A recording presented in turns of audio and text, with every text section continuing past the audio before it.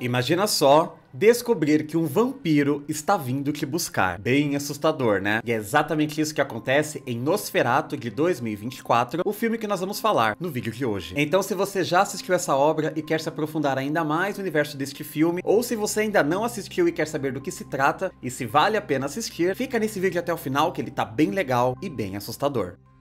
Come to me. Eu sou o Gabriel, esse é o canal Videoterapia. Se você é novo por aqui, se inscreva agora mesmo que será bem legal ter você conosco. Deixa o seu like e um comentário no início do vídeo que ajuda bastante a impulsionar o conteúdo. Então já coloca aqui nos comentários o emoji de um vampiro que eu vou deixar um coraçãozinho pra vocês. Se você ainda não me segue no Instagram, vou deixar aqui na tela. Me siga por lá que eu sempre aviso quando sai vídeos novos. Abro enquetes pra vocês me ajudarem a escolher os temas dos próximos vídeos. Me mandem mensagens, me marquem nas postagens de vocês que eu faço questão de repostar. Me siga por lá que será bem legal ver vocês no Instagram também. Finalmente eu assisti um dos filmes que eu estava mais ansioso pra assistir em 2024, que infelizmente saiu em 2025, né, mas tá tudo certo. Nosferatu, a adaptação de Robert Eggers deste clássico dos anos 20. É até perigoso falar dos anos 20, né, porque a galera jovem vai achar que eu tô falando de 2020. Não, quando eu falo clássico dos anos 20, eu estou falando lá de 1922. Pois é, essa obra já tem mais de 100 anos e agora nós ganhamos uma versão atualizada. Desde que essa nova adaptação foi anunciada, eu fiquei com uma ansiedade sinistra pra assistir esse negócio. Primeiro que tem uma história de vampiro. Eu amo filmes de vampiros. Gosto muito do filme original, gosto também do remake que saiu nos anos 70. E outro ponto que fez eu ficar mega ansioso pra assistir esse filme, Robert Eggers. Eu conheci o trabalho dele pela primeira vez assistindo o filme A Bruxa. Tenho certeza que a maioria de vocês também conheceram por conta de A Bruxa. E ali eu já percebi que esse cara era diferente. Eu não me apaixonei logo de cara por esse filme. Eu assisti no cinema e eu fiquei meio assim, nossa, que filme diferente, né? Imaginava uma coisa, ele entregou uma outra coisa, mas esse filme ficou na minha cabeça. Em 2017, 2 anos depois, eu reassisti esse filme com a cabeça um pouco mais madura, conhecendo outros filmes de terror, e eu me apaixonei por A Bruxa, se tornou um dos meus filmes favoritos da vida. E em 2019, quando ele lançou O Farol, aí eu falei, meu Deus, este cara é maravilhoso. Aí eu falei, pronto, Robert Eggers será aquele diretor? Todos os filmes dele são muito bons. E isso se provou verdade em O Homem do Norte em 2022. Tem a Nicole Kidman, tem a Anya Taylor-Joy, tem todo mundo que eu gosto. Uma pena que ele tenha sido um fracasso de bilheteria, mas o filme também foi lançado em um período bem conturbado da história da humanidade,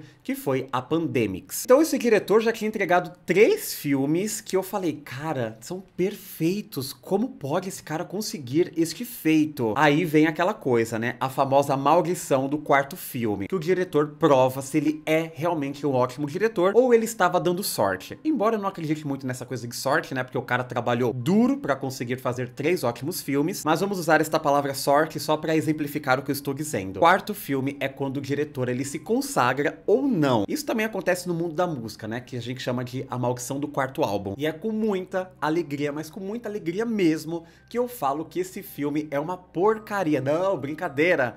É com muita alegria que eu falo que esse filme é perfeito e consegue manter o mesmo grau de qualidade de toda a obra de Robert Eggers. A história desse filme se passa nos anos de 1800, na Alemanha, e acompanhamos o rico e misterioso Conde Orlok, interpretado por Bill Skarsgård, na busca por um novo lar. O vendedor de imóveis Thomas Hutter, interpretado por Nicholas Hoult, fica responsável por conduzir os negócios de Orlok, e então viaja para as montanhas da Transilvânia para prosseguir com as burocracias da nova propriedade do Conde. O que Thomas não esperava era encontrar o mal encarnado. A história desse filme é muito boa, porque ela pega toda a essência do clássico dos anos 20, ele tem toda a mitologia que foi estabelecida naquela época pelo Murnau, que é o diretor do filme, roteirista e tal, que é inspirado na história de Drácula do Bram Stoker. Quando eu falo inspirado, é muito, mas muito inspirado mesmo, ao ponto de ter se tornado plágio. A família do Bram Stoker na época processou o estúdio e o estúdio perdeu o processo, foi assim uma briga judicial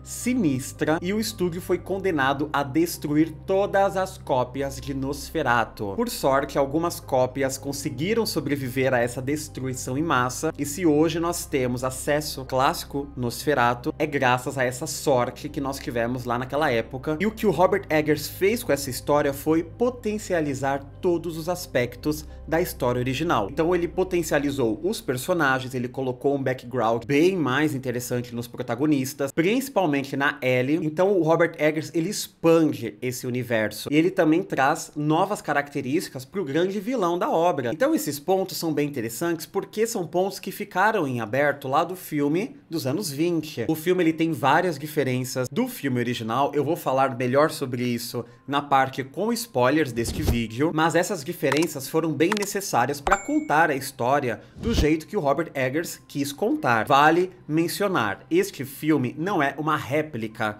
do filme dos anos 20. Ele é uma história nova sobre uma história que já existe. Então, mas ficou diferente. Ficou porque é um outro filme. Nós estamos em um outro momento, mais que 100 anos depois. Então as coisas mudaram bastante no cinema. Eu respeito muito isso, porque não é apenas um remake. É uma nova forma de contar a história de algo que nós já conhecemos. Sabe um outro remake que fez algo parecido e eu me apaixonei mais pelo remake do que pelo filme original? Suspiria. O Suspiria de 2018, ele é um remake do clássico do Dario Argento lá dos anos 70, né? Um filme que marcou uma época, ele tem uma importância histórica pro cinema e tal, e é o filme que fez ali a sua fama. Agora, o filme de 2018, o remake, ele transforma a história dos anos 70 em uma outra coisa. É uma reinterpretação de tudo aquilo que você assistiu nos anos 70. Perfeito! Eu sou apaixonado por Suspiria. É um dos poucos casos onde eu prefiro o remake do que a história original. Um bom remake é contar uma nova história sobre uma história que já existe. Se você assistiu o Suspiria dos anos 70 e também assistiu a versão do Guadagnino, você sabe muito bem o que eu estou dizendo. Então, pra mim, Suspiria é o melhor exemplo do que é um remake. E o Robert Eggers sacou esta parada e ele fez exatamente o que o Luca Guadagnino fez. Ele criou uma nova história com a base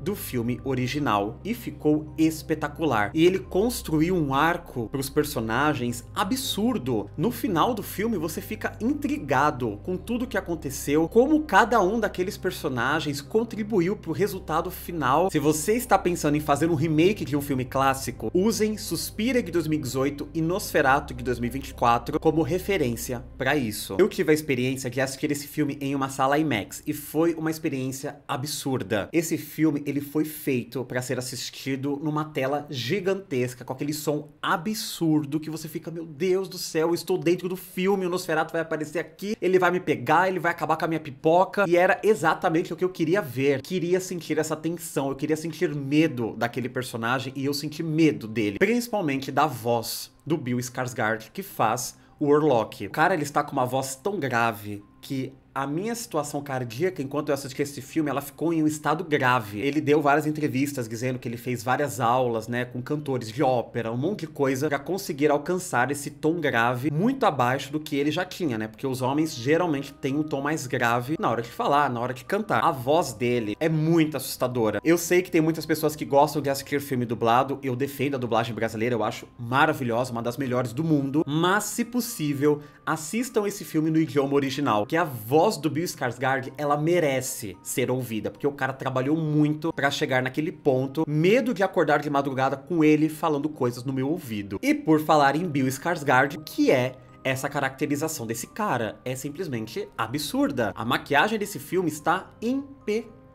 Em vários momentos eu até esqueci que era o Bill Skarsgård que fazia esse personagem, porque você não reconhece. O nosso querido Bill já é conhecido por caracterização icônica no terror. Ele é o palhaço Pennywise da franquia It, ele também vai fazer a série, ele também fez o fracassado O Corvo, que foi lançado ano passado, que meu Deus do céu. Mas é um cara que, como ele mesmo diz a uma entrevista pra RuPaul, ele é atraído por personagens sombrios. Como eu estou falando do nosso querido Bill, vamos falar do restante do elenco. Quero começar falando da Lily Rose Depp. Ela é muito, muito boa. A nossa querida Lily Rose Depp, ela é uma nepo baby em Hollywood, ou seja, ela é filha de pais famosos, e aqui os pais dela são muito famosos. O pai dela é simplesmente o Johnny Depp, e a mãe dela é a atriz e cantora francesa Vanessa Paradis, que fizeram uma filha igualmente talentosa. Eu já tinha me apaixonado por ela em uma série horrorosa do The Weeknd, que é The Idol, uma série péssima, mas a atuação da Lily Rose Depp nessa série é muito boa. E aqui, ela está num nível insano de atuação, ela entrega tudo. Nicholas Hoult também é um ator que está muito em alta em Hollywood, ele está envolvido em vários projetos muito interessantes, já fez parte do universo de vampiros junto com o Nicolas Cage, ele já foi mutante em X-Men, ele agora é o Lex Luthor na nova adaptação do Superman, do James Gunn, então é um cara que está muito em alta, e ele casou muito bem pro papel de Thomas, porque ele tem aquele olhar doce, ingênuo, ele tem, sabe, aquela coisa que você sente que ele é muito medroso, mas depois ele se transforma em uma pessoa muito forte, que quer lutar contra aquilo que está acontecendo. Temos também grandes nomes que já apareceram em outras obras do Robert Eggers, como Willem Dafoe, por exemplo, e o Ralph Fiennes, que fez A Bruxa, e esse cara também tem uma voz que me arrepia demais. Então o filme, ele tem uma ótima história, que é uma adaptação maravilhosa do clássico, tem uma direção impecável do Robert Eggers, ele sabe muito bem o que ele quer em cena, ele sabe conduzir toda a fotografia do filme, já que ele iniciou em Hollywood como diretor de fotografia, a trilha sonora absurda. Então pra mim, esse filme ele é um encontro de tudo que deu certo: atuação, roteiro, adaptação, direção, fotografia, trilha sonora, ambientação. Meu Deus do céu, a ambientação desse filme parece que você está assistindo um documentário dos anos de 1800. É tudo muito bem feito. Não podemos deixar de falar das atuações dos ratos treinados. Sim, a produção do filme ficou bem famosa porque contratou mais de 5.000 ratos para contracenar com os protagonistas. Então os ratos que vocês vão ver no filme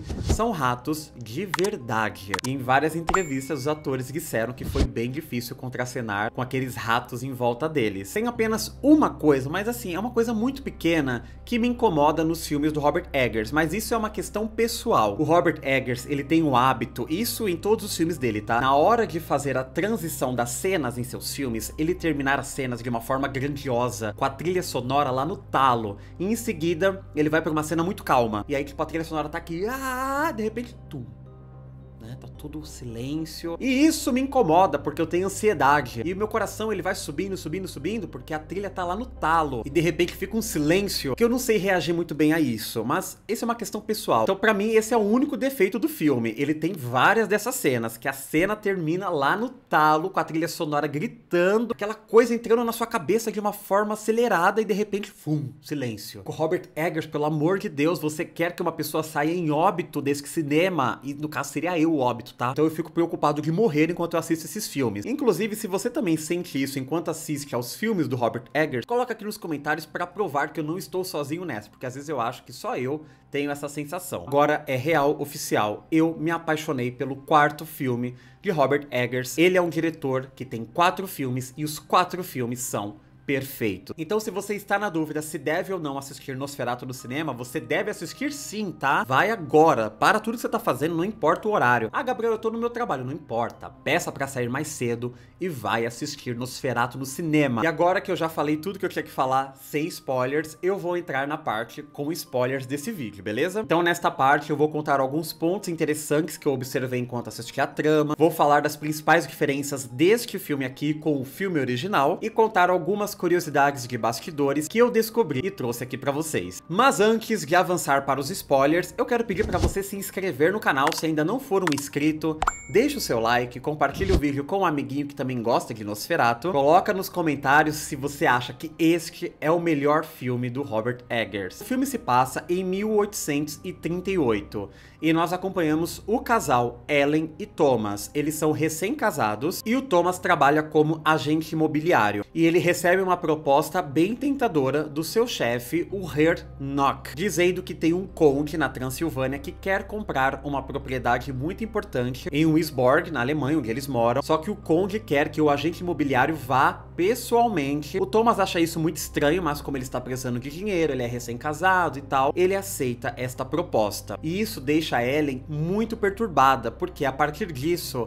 ela começa a ter pesadelos bem estranhos, com uma criatura bizarra, coisas que remetem ao passado da personagem. E isso sempre foi mal interpretado por todas as pessoas. Ela cresceu sendo uma jovem estranha. Mas o que Thomas não sabia é que o Hyrnok, ele tem um pacto com o Conde Orlok, o cara que quer comprar esta propriedade. Por mais que a Ellen implore pro Thomas não fazer esta viagem, ele, mesmo assim, vai até a Transilvânia. O Thomas faz uma viagem muito longa, ele passa por vários vilarejos, inclusive em um deles, ele encontra alguns ciganos, tem até um ritual com um vampiro que ele presencia, e quando ele está quase chegando no castelo do Conde Orlok, chega uma carruagem do nada, uma carruagem fantasma, e ela abre a portinha assim, ó, pro Thomas entrar. Essa cena é perfeita. Ela é simples, é apenas uma carruagem no meio do nada, mas ela é tão bonita que dá vontade de fazer um quadro com essa cena. O Thomas chega muito tarde naquele castelo e o Orlok está impaciente. Ele fala que os criados já foram dormir, que só ele está acordado, que ele quer assinar o contrato naquele momento mesmo. Ele não quer esperar no dia seguinte. E o Orlok, ele é assustador. Meu Deus do céu, a aparência dele é bizarra pra caramba. Diferente do clássico dos anos 20, que ele tem aquela cara mais polida, né, um rosto que parece de um rato, aqui parece que é realmente uma pessoa que morreu há muitos e muitos anos na Transilvânia e que o cadáver continua vivo. Na verdade, essa é a essência da história do Bram Stoker. O Drácula, ele tem características de uma pessoa que já morreu há muitos e muitos anos. E aqui o Robert Eggers tomou essa decisão criativa para criar o seu próprio Nosferatu. Ele usou as características de um homem que está morto há anos. Por isso que ele tem um pouco de cabelo, ele tem o bigode, que é uma coisa que tem muitas pessoas batendo nesse filme, porque o Orlok tem bigode. Então naquela época, os homens, assim que completavam a maioridade, eles já tinham barba, já tinha bigode. Então é óbvio que um cadáver daquela época tem bigode. Então aqui a gente tem um pouco dessa figura do Nosferatu. Ele é muito assustador, a voz absurda, e ele convence o Thomas a fechar o contrato de compra e venda com ele ali mesmo. Ele dá pro Thomas assinar um outro contrato de compra e venda no idioma que o Conde fala. Então Thomas não entende o que está escrito naquele papel que ele está assinando. Como ele está sendo coagido, né? Ele assina aquele papel sem questionar, porque Deus me livre questionar aquele cara. Mas o que ele não sabia é que ali ele estava assinando o contrato de compra e venda de sua amada esposa. O Orlok fez um contrato como se fosse um pacto. Ao assinar aquele contrato, ele ia ganhar uma quantidade de moedas de ouro e em troca ele daria a sua esposa ao Orlok. E não só ele, viu? Tem outra pessoa nessa história que também fechou um pacto com essa criatura que eu vou contar daqui a pouco. E antes de fazer esta viagem, a Ellen tinha dado ao seu marido o medalhão que tinha uma mecha de cabelo dela. E o Orlok usou este medalhão para contribuir com este pacto. Então assim, o cara pensou em tudo. A partir disso, o Thomas fica muito estranho. Ele começa a ficar doente, ele fica febril,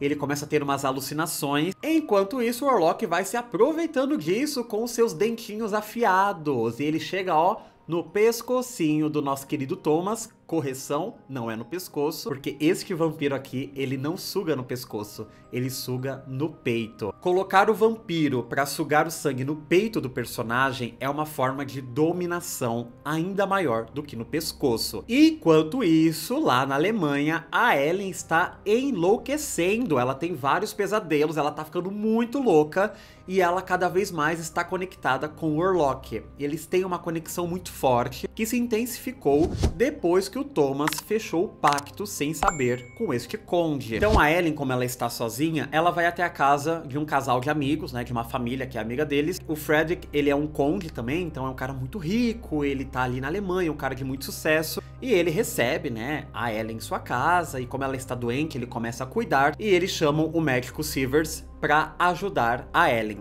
Este médico, ele é bem curioso, porque ao mesmo tempo que ele entende da medicina, ele também gosta de assuntos de ocultismo. Ele tem um amigo que estudou medicina com ele, mas depois foi se aventurar no ocultismo, que é o Von Franz. O personagem é interpretado por Willem Dafoe. Quem conhece a história do Drácula de Bram Stoker vai sentir uma similaridade deste personagem com o clássico Van Helsing. Ele constata que a Ellen está possuída por uma entidade demoníaca. Em suas pesquisas, ele descobre que na verdade não é apenas uma entidade demoníaca, e sim Nosferatu, um vampiro demoníaco portador de pragas. O Frederick, ele é um cara que não acredita nisso, ele é muito cético, ele acha que o problema dela é psicológico, aquela famosa histeria feminina que existia naquela época, né, que as pessoas não sabiam lidar com o temperamento das mulheres. Ele fala pra esposa dele não ficar muito perto dela, senão isso pode passar. Enquanto isso, Thomas sofrendo lá na Transilvânia. Ele percebe que o Orlok é um vampiro, porque ele vê aquelas marcas, ele acha isso muito estranho.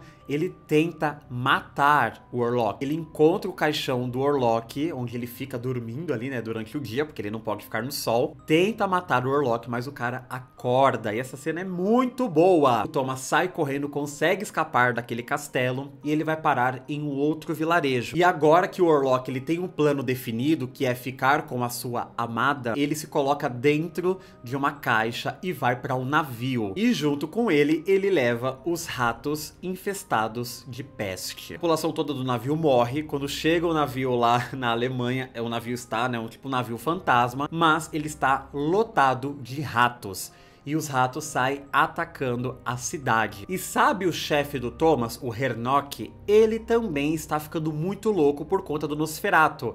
Ele e a Ellen estão sob influência dessa entidade. Orlok chega na cidade. A Ellen fica ainda mais possuída por aquela energia. Só que agora o Thomas também está na cidade. Tá todo mundo ali. O Von Franz está também na cola do Nosferatu. Ele quer acabar com essa entidade, mas eles não sabem direito como destruir. Então ele vai pesquisar nos livros e ele descobre que é possível matar um vampiro quando ele está dormindo dentro do seu ambiente, né? Tipo, dentro da sua casa. Então eles esperam o Orlok ir até aquela residência que ele comprou na cidade. E quando ele estiver descansando em um caixão, eles entram lá, matam o cara e acabou o problema. Mas é claro que não vai ser tão fácil assim. Até que tem uma das melhores cenas do filme, que é o encontro real oficial de Nosferatu e Ellen. E esse encontro é muito revelador, porque o Nosferatu faz uma proposta irrecusável para Ellen.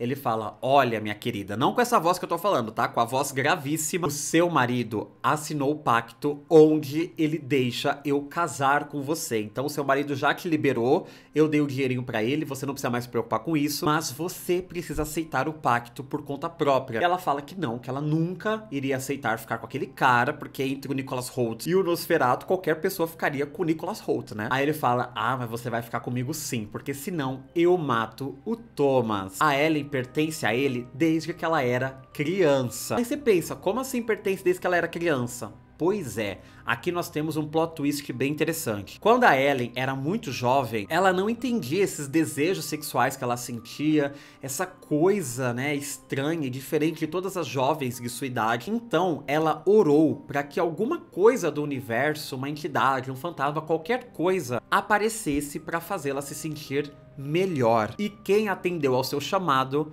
Nosferatu. Ele é movido por este pacto que ele fez com ela quando ela ainda era muito novinha. Então por isso que ela teve esses pesadelos com ele durante anos. E de certa forma ele a satisfazia sexualmente. E isso se torna ainda mais potente porque a Ellen, ela tem a mediunidade. Isso só enfraqueceu quando ela se casou com o Thomas, porque ela meio que enfraqueceu esse pacto dos dois. Mas quando o Thomas se afastou dela para ir à Transilvânia, os pesadelos continuaram, ela se sentiu conectada pelo Orlok novamente. Por isso que o pacto do Orlok com o Thomas era para ele meio que se divorciar, a conexão dos dois ficava forte novamente. É uma ideia original do Robert Eggers, isso não está no filme dos anos 20, nem no remake dos anos 70, mas eu achei isso muito bom pra história. Ele fala que ela precisa decidir, porque a cada dia que passar, ele vai matar uma pessoa que ela ama. E ele faz isso, viu? Ele mata a sua melhor amiga, a esposa do Frederick, não apenas ela, mas também as filhas gêmeas que ela tem. Ele mata as duas crianças e dá pra ver isso, tá? As pessoas estão ficando doentes por conta dos ratos que estão andando pela cidade. Tá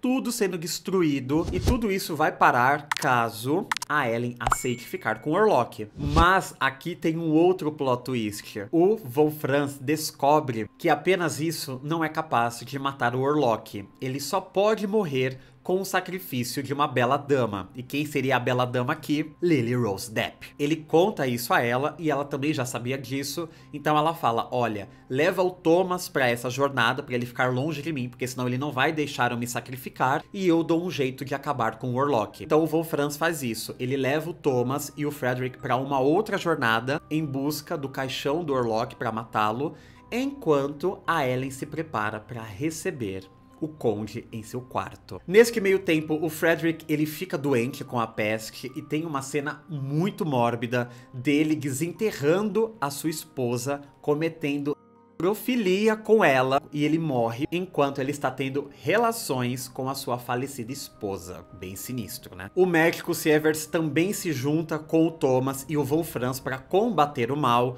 Inclusive, eles encontram o corpo do Frederick ali, né, daquele jeito, com a esposa dele. E após isso, eles encontram o local de descanso de Orlok. O Thomas abre o caixão e quando ele enfia a estaca, não era Orlok, e sim o Nock. E ali ele percebe que aquele não é o método para matar o Nosferatu e que o Von Franz enganou ele. Aí ele sai correndo para encontrar a sua esposa, mas a Ellen já está muito louca, enfeitiçando o Orlok, e os dois começam a ter malemolência, e essa cena é muito boa, nojenta, incrível ao mesmo tempo. E ele começa a chupar o peito da Ellen, tirando sangue, sangue, sangue. E ele tenta se afastar, mas ela puxa ele de volta pra ele ficar chupando o sangue dela, aquela coisa muito insana. E ela faz isso porque a qualquer momento o sol vai nascer. E este vampiro, ele não pode ficar no sol, né? Ele não brilha igual o nosso querido Robert Pattinson. Então, enquanto ele está naquele processo chupando sangue da Ellen, o sol começa a nascer e ele morre. E a cena da morte do Nosferatu é maravilhosa. Gente, que filme incrível! Mas a Ellen perdeu muito sangue e ela também morre. Aí chega o Thomas, ele vê toda aquela cena, ele fica muito triste, abraça sua esposa, mas em contrapartida, ela salvou a cidade, salvou seu marido, porque de certa forma ela se sentia culpada, né? Já que foi ela que invocou o Nosferatu, foi ela que fez o pacto e ele está fissurado por ela por conta dela mesma. Então ela se sentiu na obrigação de colocar um ponto final nessa história. Coisa sinistra, né? Gente, a história desse filme é simplesmente absurda. Eu fiquei impactado, porque assim, uma coisa é eu contando pra vocês, uma coisa é vocês assistirem isso no cinema. É assim, você fica, meu Deus, olha isso, dá vontade de tocar nos personagens, que você assim interagir com aquilo. É absurdo isso, tá? Robert Eggers, eu te amo. Quem assistiu o filme original percebeu que tem várias diferenças da história, alguns acréscimos bem interessantes, e eu vou falar deles agora. Primeiro é o novo visual de Nosferatu. Ele é bem diferente do que nós vimos no filme original e eu achei isso espetacular. O legal do remake é quando você acha que o filme ele vai pro mesmo caminho do original, que você já está habituado aqui na sua cabecinha, e o filme vai para outro caminho, sem deixar de homenagear o original. As cenas mais clássicas do filme original é o Nosferatu andando, né, com seus dedinhos sinistros, e tem aquela sombra, né, que era uma característica do expressionismo alemão, aquela coisa dark. Muitas pessoas esperavam isso no filme do Robert Eggers. Então quando você acha que vai ter a famosa cena clássica do Nosferatu na escada, né, com aquelas mãozinhas, o Robert Eggers fala, não vou fazer isso agora não. E ele muda a cena. Então ele coloca as sombras, sei lá, na cortina, no rosto da Ellen, ele muda os esquemas para não parecer que você está assistindo a mesma coisa, mas ainda assim lembrar da história original. Então todas essas mudanças foram propositais, é claro, e o Robert Eggers ele fala isso em várias entrevistas. Então ele fala o seguinte para a Vanity Fair: esse cara parece um nobre morto da Transilvânia. Cada coisa que ele está vestindo, até os saltos dos sapatos,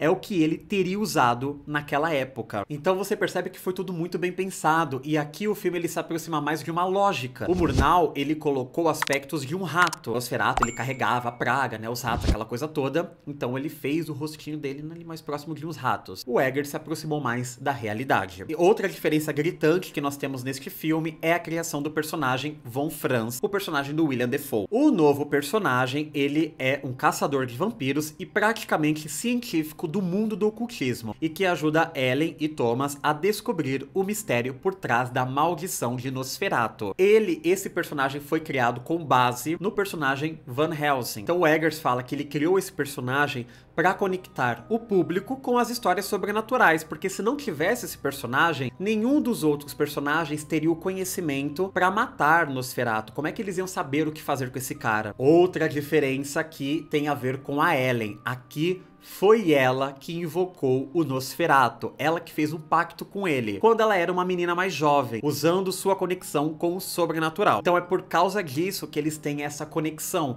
e isso é uma coisa que ficou muito em aberto na obra dos anos 20. E aqui ainda acrescenta mais uma camada, que é a Ellen tentando fugir daquele agressor, né? Porque o Nosferatu era uma pessoa que fazia mal a ela, por mais que ele desse prazer, ele destruía o corpo dela, a cabeça dela. Então, quando ela conheceu o Thomas, é como se ela estivesse se livrando de todo aquele passado sombrio, como se ele fosse um ex-namorado tóxico, né? Um ex-namorado agressivo. E eles têm esse final trágico, né? De uma história de amor, porque acaba sendo uma história de amor, dos dois morrendo ali no nascer do sol. Como vocês viram também, tem a diferença do modo do Nosferatu atacar as pessoas. Ele não morde o pescocinho, e sim o peito de suas vítimas. Outra diferença também que tem nessa história é que o Eggers, ele deu mais tempo em tela para outros personagens secundários, que aqui no caso eu estou falando do Frederick e de sua esposa Anna. No filme original eles aparecem um pouco também, eles são amigos do casal, mas assim, é uma participação bem pequena, e aqui eles têm uma história bem grande, inclusive. Então aqui o Eggers, ele desenvolveu melhor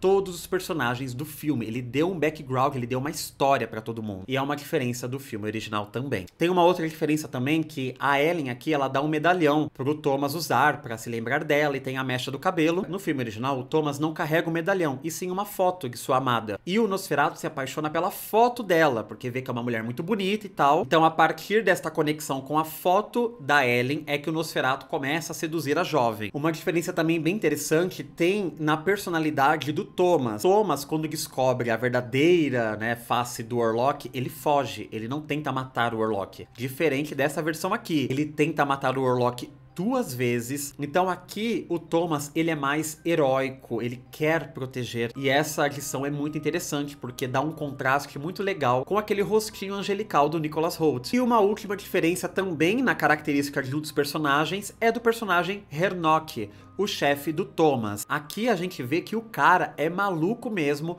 e que ele também invocou o Nosferatu para ganhar poder e dinheiro, mas para isso ele tinha que mandar o Thomas lá pra Transilvânia para cumprir todo este pacto. Então quem procurou o Nosferatu nesta versão do Eggers foi o próprio Hernok. E diferente da versão lá dos anos 20, que é mais sutil a ideia de que o Hernok sabia de tudo, que foi ele que conduziu o Thomas para essa jornada mortal. Então essas são as principais diferenças da obra original com a adaptação do Eggers. E agora eu quero saber de vocês. Vocês preferem as adaptações do Eggers ou do jeito que foi contado na história original? Bom, agora eu vou falar de algumas curiosidades dos bastidores deste filme. Primeiro, que era para Nosferatu ser o segundo filme de Robert Eggers. Começou a pré-produção deste filme assim que ele estreou A Bruxa. Ele achou que Nosferatu era grande demais para aquele período da carreira dele. Ele só tinha um filme até então. Então o segundo filme dele foi O Farol. E ali ele percebeu que ele poderia ir para este mesmo caminho com Nosferatu, trazer essa coisa mais preto e branco,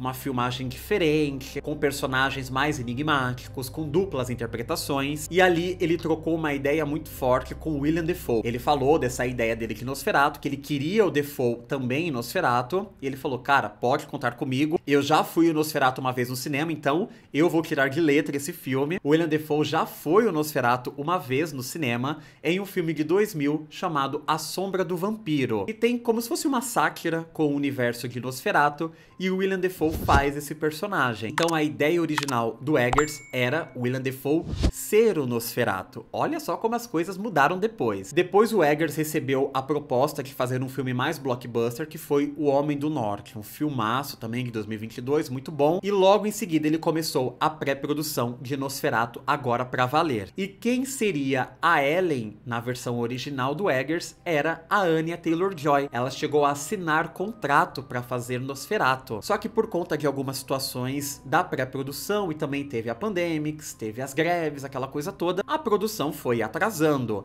E a Anya Taylor-Joy também tinha contrato assinado para fazer Furiosa, a história de Mad Max. Como o contrato dela com a Warner era um contrato bem pesado, então ela não tinha brecha alguma para gravar outros projetos, e ele precisou ir atrás de uma outra mulher. Ele diz que fez uns testes com algumas atrizes bem famosas, mas ele não revelou os nomes, mas ele ficou impressionado mesmo com o teste da Lily Rose Depp. Ele conta em uma entrevista que ele chorou quando ela terminou de fazer o teste. Ele falou que foi uma coisa linda e na hora ele contratou a atriz. No mesmo período que a Anya Taylor-Joy seria a Ellen, sabe quem iria interpretar o personagem do Thomas? Harry Styles. Harry Styles foi originalmente escalado para o papel principal, porém Harry Styles desistiu devido a conflitos de agenda. Ele estava envolvido em outros projetos e o Robert Eggers então contratou o Bill Skarsgård para ser o Thomas. Então olha só essa mudança toda. E o Willem Dafoe seria o Nosferatu. Porém, o Eggers, ele gostou muito do trabalho do Bill Skarsgård